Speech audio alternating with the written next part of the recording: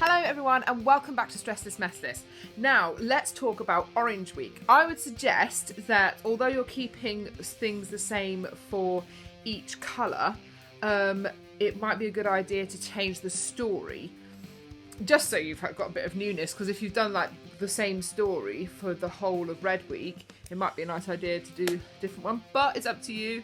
You know, if your child likes lots of stories, then maybe do both and be like, oh, now. So, say, for instance, we were doing this book before, weren't we? So, what's orange in this book? Oh, look, his feet are orange. There's an orange flower. What else? Oh, look, the orange beaks on the geese. So, stuff like that. But, again, it's keeping it the same. So, with the Feely bag, we start doing orange things. Now, that's a bit harder because there aren't very many orange things around. I have it particularly hard because I can't eat oranges and I can't really be around oranges. They make me ill. So that's tricky. So find some orange things, put them in the Feely bag, do all that kind of thing. Again, similar kind of sorting stuff and letters and things. That's all sort of normal. And obviously the one big one that we change is something new. So I was thinking you could... Sorry, I just got a message. So I was thinking...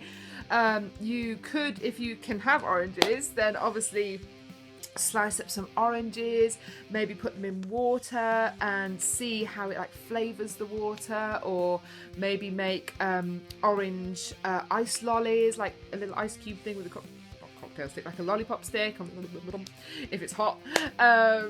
Or you could make one of the things that I was quite excited about the idea of, but I'm not going to do it right here, is use my pokey bread recipe and then put in some tomato passata, some tomato puree, and that will make orange bread, because basically the red and the sort of yellow of the flour make orange. So don't talk about colour mixing yet, it's too confusing, but basically that's when you could introduce that. So making tomato bread. The other one, obvious one, is like a baked beans messy play. Now there is a way to make giant baked beans, and basically what you do is you sieve the sauce and then mush all the beans together and then roll new ones. And basically the reason I know this is because one time for my husband's birthday I made a giant fry up. So the sausage was like the size of my leg, the baked beans were like this big, the fried egg was this big, the black pudding was this big and stuff. So I will show you a photo of that because it's very exciting.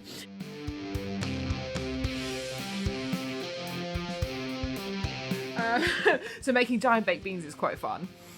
Or you could just do normal baked beans and just play with them. And of course that's like a taste safe thing because they can be had cold or hot.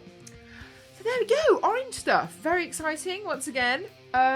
Or you could chop up, again, you could do an orange jelly.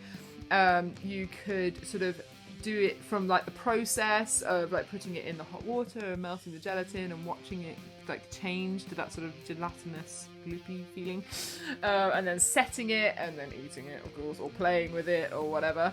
But the baked beans one was quite fun. Baked beans and tomato bread. And then you've made dinner. Splendid. Okay, awesome.